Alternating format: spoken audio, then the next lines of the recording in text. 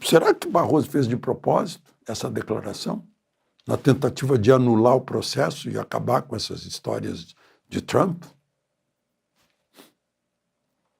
Porque acho que ficou anulável, ficou passível de anulação. Meus amigos, começa hoje a injustiça suprema disfarçada de julgamento de Bolsonaro. E Barroso, na ânsia de lacrar e humilhar Bolsonaro e os bolsonaristas, falou o que não devia e acabou abrindo caminho para a anulação total do processo contra Bolsonaro. Eu tenho para mim que a declaração de Barroso foi algo premeditado para acabar com essa farsa de julgamento no STF e escapar das punições pesadas que Trump está prestes a aplicar nos togados supremos. Alexandre Garcia mostrou com detalhes como está fácil agora anular toda essa palhaçada disfarçada de julgamento. Precisamos resistir um pouco mais contra a Liga da Injustiça do STF para alcançarmos a vitória. Te convido a assistir comigo o vídeo até o final, deixar nos comentários sua mensagem de apoio a Bolsonaro e compartilhar a verdade que a mídia vendida para o sistema não mostra. Lembre-se de se inscrever e ao final de deixar o gostei ou não gostei. Como eu ainda tenho a graça de reagir quando vejo alguma coisa errada, eu quero citar aqui uma declaração de hoje do presidente do Supremo, ministro Barroso, já antecipando o resultado do julgamento que vai começar amanhã. Ele disse: em breve nós vamos empurrar o extremismo para a margem da história. Antecipou a sentença. Vai condenar os extremistas. E mais, ele nos diz como devemos viver. Aspas. E teremos uma política em que estarão presentes conservadores, liberais, progressistas, como a vida deve ser.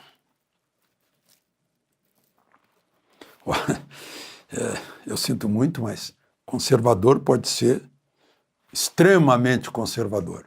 Liberal pode ser liberal ao extremo. Progressista pode ser um extremista progressista, até para rimar. Não é? Se fosse um país sério, haveria um escândalo com essa frase, dita pelo presidente de um tribunal às vésperas de um julgamento. E eu só estou comentando aqui o julgamento, não é porque eu concorde com ele, que eu acho que ele é legal, é natural, é regular. Estou comentando pelo absurdo que envolve tudo isso, é meio kafkiano, né? Que não é o devido processo legal, não é o juiz natural, entre outras. Eu fico pensando, será que Barroso fez de propósito essa declaração, na tentativa de anular o processo e acabar com essas histórias de Trump? Porque acho que ficou anulável, ficou passível de anulação. Nenhum presidente de Suprema Corte do mundo inteiro, talvez, sei lá, na China, na Coreia do Norte, talvez haja algo semelhante. Bom, por outro lado,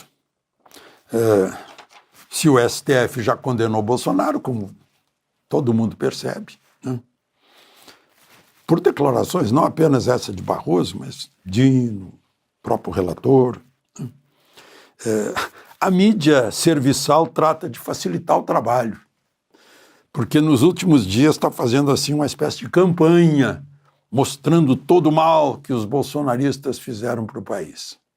Segundo a mídia, a pet media, né?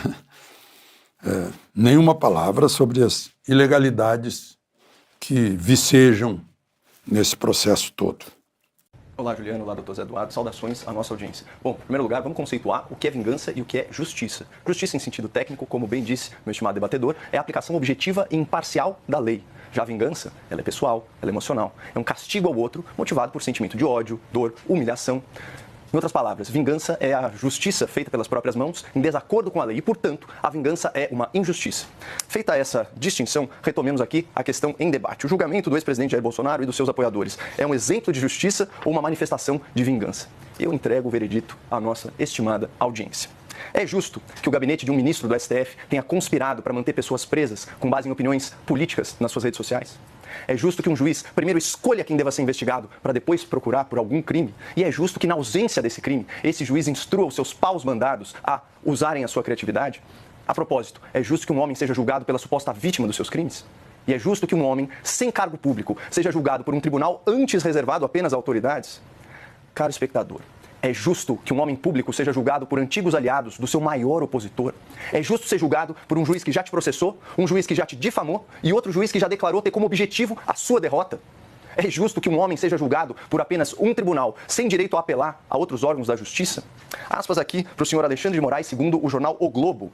O ministro disse que seus colegas do Supremo já revisaram mais de 700 decisões judiciais suas após os recursos das defesas. Você sabe quantas eu perdi? Questionou Moraes. Nenhuma. Vejam que interessante essa escolha de palavras do ministro Alexandre. Aparentemente, esse processo é uma questão de vitória ou derrota pessoal para ele. Outro ponto aqui que requer indagação. É justo que um homem seja impedido de falar e de ser ouvido antes mesmo de ser julgado? Parece justo que alguém que é tão atacado publicamente não tenha o direito de se defender publicamente? Aliás, é justo que apenas jornalistas, influenciadores, políticos da direita sejam excluídos das redes sociais e perseguidos judicialmente pelas suas opiniões? Aspas aqui por editorial da Folha de São Paulo. Censura promovida por Alexandre de Moraes tem que acabar. Puna-se o que houver de crime no que for dito, mas sem recorrer a um instrumento inconstitucional e autoritário da censura prévia. Fecha aspas. Vamos voltar aqui aos questionamentos. É justo que um homem idoso seja intimado num quarto de UTI horas depois de uma cirurgia de risco nas suas vísceras? É justo que partidários desse homem recebam penas maiores que homicidas e estupradores só por terem participado de uma baderna em prédios públicos? É justo que um aliado desse homem tenha sido preso por meses e torturado na cadeia, mesmo comprovando a sua inocência? E, finalmente, é justo que outro partidário desse mesmo homem, sem antecedentes criminais, tenha morrido sob custódia e sem julgamento, porque o Supremo ignorou os alertas da defesa e o pedido de soltura do Ministério Público?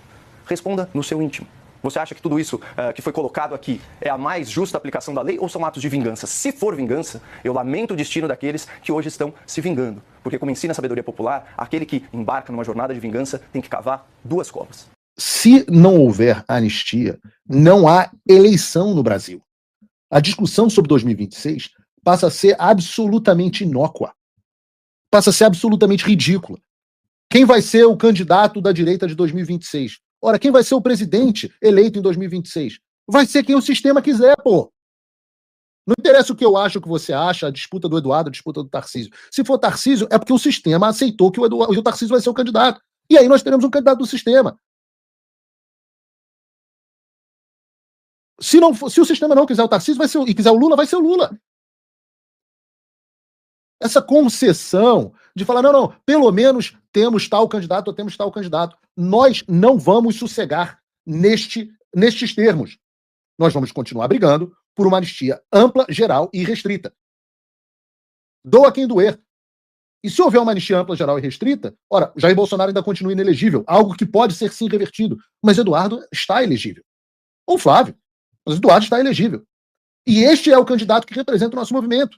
Tarcísio, ótimo, governador, seja feliz na sua reeleição, nada contra. Mas o candidato que representa... Respondam vocês nos comentários. Quem é o candidato que representa a sua visão para o Brasil? Caso Jair Bolsonaro não possa disputar, quem é? E é você que tem que determinar as coisas numa democracia. Por isso que sem anistia não há eleição, não há democracia. Ah, mas e o Eduardo? Eduardo não está fazendo conta política. Eduardo não está se dispondo a ser presidente da República porque ele quer. Ele está se dispondo a ser presidente da República porque ele entende que ele é a pessoa mais qualificada para dar continuidade ao movimento político do seu pai, caso o pai não possa fazê-lo, por questão de saúde, por questão de elegibilidade, o que quer que seja. E não vão ser 3 ou 4, meia dúzia, 15 caciques do Centrão que vão intimidar a classe política, ou o próprio presidente Bolsonaro, ou quem quer que seja, para determinar quem vai ser o candidato. Quem tem que determinar quem é o candidato é o povo, de forma livre, e o único caminho para isso é a anistia. E eu vou dizer para vocês, vocês vão perder. Eu tenho confiança de que vocês vão perder.